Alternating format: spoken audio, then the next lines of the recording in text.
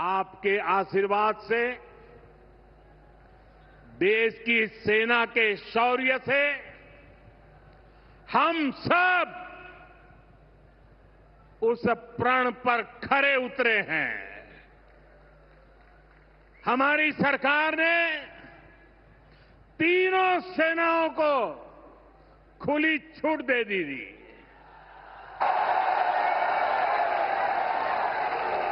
और तीनों सेनाओं ने मिलकर ऐसा चक्रव्यूह रचा कि पाकिस्तान को घुटने टेकने के लिए मजबूर कर दिया।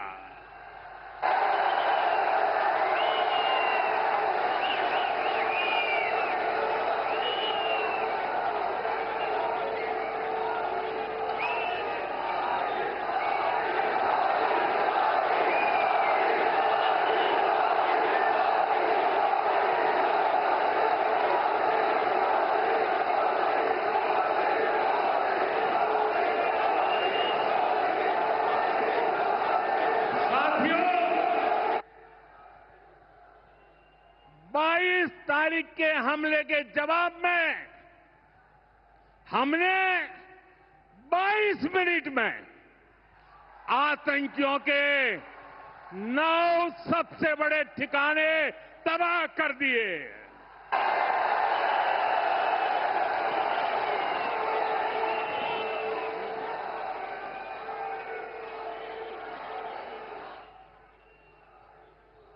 दुनिया ने और देश के दुश्मनों ने भी देख लिया कि जब सिंदूर बारूद बन जाता है तो नतीजा क्या होता है।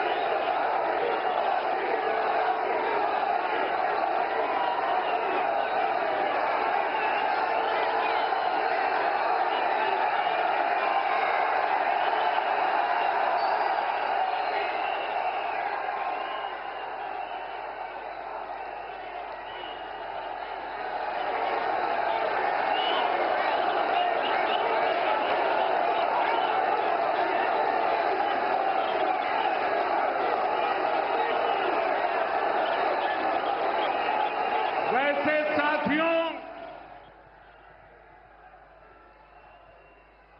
ये संयोग ही है। 5 साल पहले जब बालाकोट में देश ने एयर स्ट्राइक की थी, उसके बाद मेरी पहली जनसभा राजस्थान में ही सीमा पर हुई थी।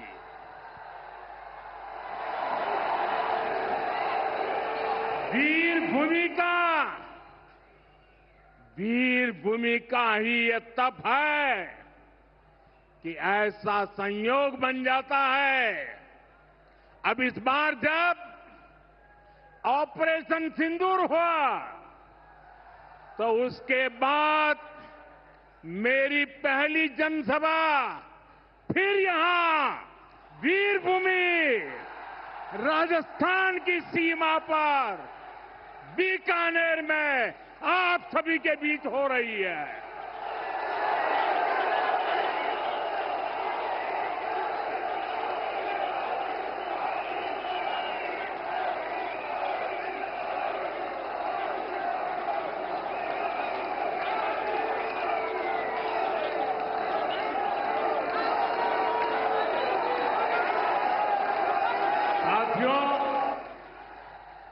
चूरू में मैंने कहा था एयर स्ट्राइक के बाद मैं आया था, तब मैंने कहा था, सौगंध मुझे इस मिट्टी की,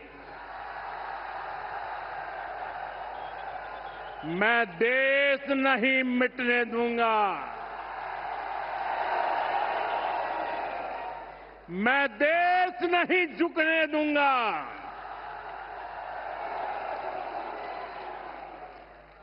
आज मैं राजस्थान की धरती से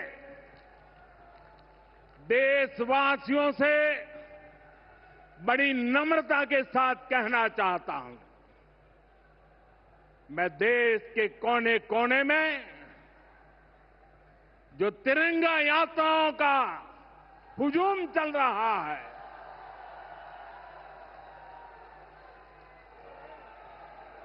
मैं देशवासियों से कहता हूं,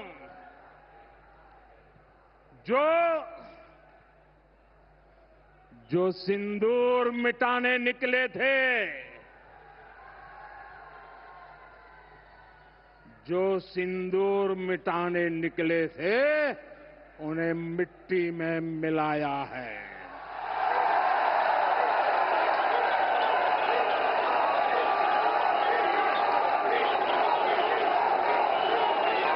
जो हिंदुस्तान का लहू बहाते थे, जो हिंदुस्तान का लहू बहाते थे, आज कतरे कतरे का हिसाब चुकाया है।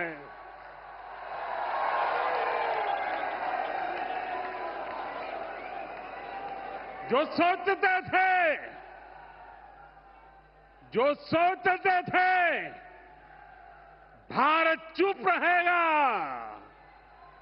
आज वो घरों में डूब डूब के पड़े हैं।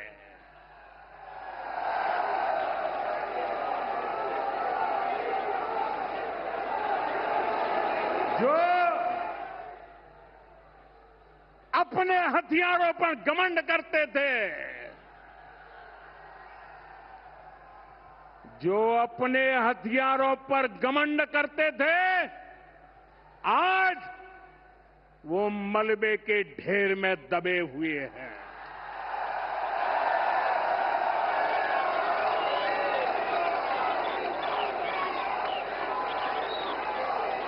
मेरे प्यारे देशवासियों, ये शोध प्रतिशोध का खेल नहीं, ये शोध प्रतिशोध का खेल नहीं, ये न्याय का नया स्वरूप है।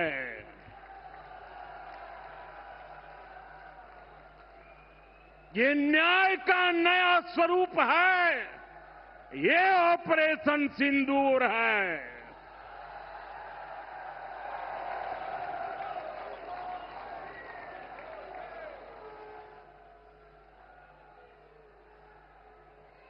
ये सिर्फ आक्रोश नहीं है, ये सिर्फ आक्रोश नहीं है, ये समर्थ भारत का रौद्र रूप है।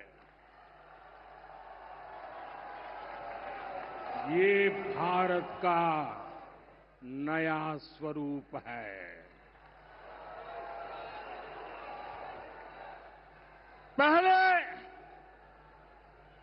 पहले घर में घुसकर किया था वार, पहले घर में घुसकर किया था वार, अब सीधा सीने पर किया प्रहार है।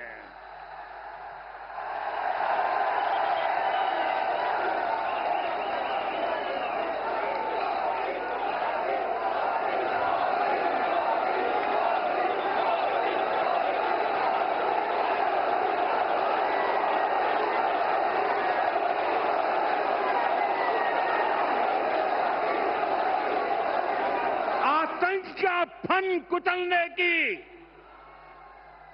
आतंक का फन कुचलने की यही नीति है, यही रीति है, यही भारत है, नया भारत है।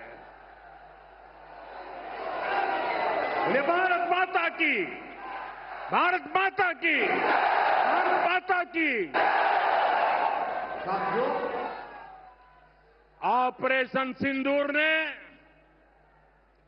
आतंकवाद से निपटने के 3 सूत्र तय कर दिए हैं। पहला, भारत पर आतंकी हमला हुआ तो करारा जवाब मिलेगा। समय हमारी सेनाएं तय करेगी, तरीका भी हमारी सेनाएं तय करेगी और शर्तें भी हमारी होगी। दूसरा, एटम बम की गीदड़ बप्तियों से भारत डरने वाला नहीं है। और तीसरा, हम आतंक के आकाओं और आतंकी सरपरस्त सरकार को अलग अलग नहीं देखेंगे, उन्हें अलग अलग नहीं देखेंगे, उन्हें एक ही मानेंगे। पाकिस्तान का ये स्टेट और नॉन स्टेट एक्टर वाला खेल अब नहीं चलेगा। आपने देखा होगा,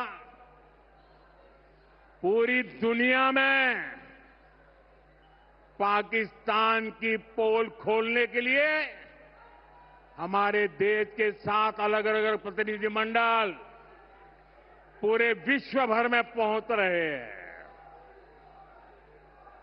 और इसमें देश के सभी राजनीतिक दलों के लोग हैं, विदेश नीति के जानकार हैं, गणमान्य नागरिक हैं।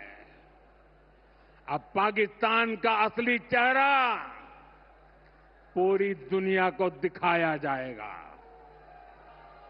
साथियों, पाकिस्तान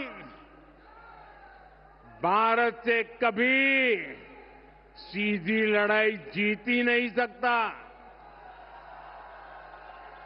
जब भी सीधी लड़ाई होती है तो बार बार पाकिस्तान को मुंह की खानी पड़ती है। इसलिए पाकिस्तान ने आतंकवाद को भारत के खिलाफ लड़ाई का हथियार बनाया है। आजादी के बाद पिछले कई दशकों से यही चला आ रहा था। पाकिस्तान आतंक फैलाता था, निर्दोष लोगों की हत्याएं करता था, भारत में डर का माहौल बनाता था। लेकिन पाकिस्तान एक बात भूल गया, अब मां भारती का सेवक मोदी यहां सीना तान कर खड़ा है।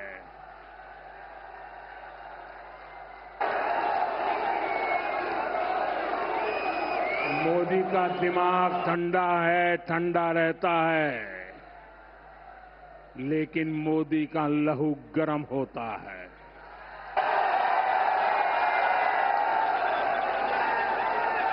और अब तो मोदी की नसों में लहू नहीं, गरम सिंदूर बह रहा है।